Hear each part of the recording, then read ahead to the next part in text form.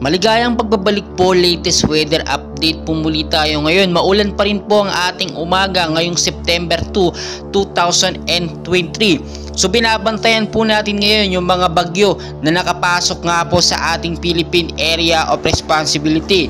Itong si Bagyong Goring, Bagyong Hana, at meron pa nga dalawa dito. May active low pressure area. Unahin na po natin ito. Si Bagyong Goring nga po ay nasa 185 kilometers per hour na lamang po siya. Direksyon niya po ay nasa bandang Hong Kong po. At makikita nyo naman sa ating pinaka-live radar, ito yung ating binabantayan. Si Typhoon Hana o si Bagyong Hana, which is pumalo na nga po ngayon sa 150 kilometers per hour, no? At muli po siyang namatan 520 kilometers northeast of Itbayat, Batanes po yan. Pero hindi lamang po yan ang ating binabantayan ngayon, bagkus meron pang mga ibang active low pressure area o bagyong parating na nandito po sa bandang Silangan. So makikita nyo sa ating live radar, no? Ito pong isa na yan, active low pressure area po yan at posibleng maging isang bagyo. Tignan nyo po, Kirogi, may pangalan na nga po siya, international name, 65 kilometers per hour po at lumalakas po sa paglipas ng mga oras.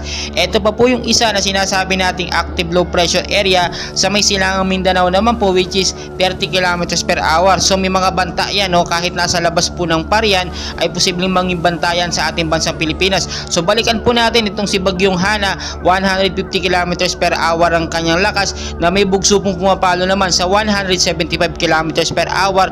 Ang kilos naman po ay pa westward na may bilis po na 10 kilometers per hour. Makikita nyo sa ating pinaka-live radar, no, ay tinatahak po niya, no, ang east of northwest of Itbayat, Batanes po yan, at talagang medyo malakas po ang kanyang hangin ngayon. Ina-expect po natin ito pong linggo na ito, no, first week po ng September ay talagang posibleng mas lumakas pa, no, itong si Bagyong Hana, at tinitignan natin yung category niya kung ito nga ba ay magiging isang super typhoon o mananatili lamang siya sa mahina niya 150 kilometers per hour. So ito po yung isang live radar natin, which is apat nga po yung ating binabantayan.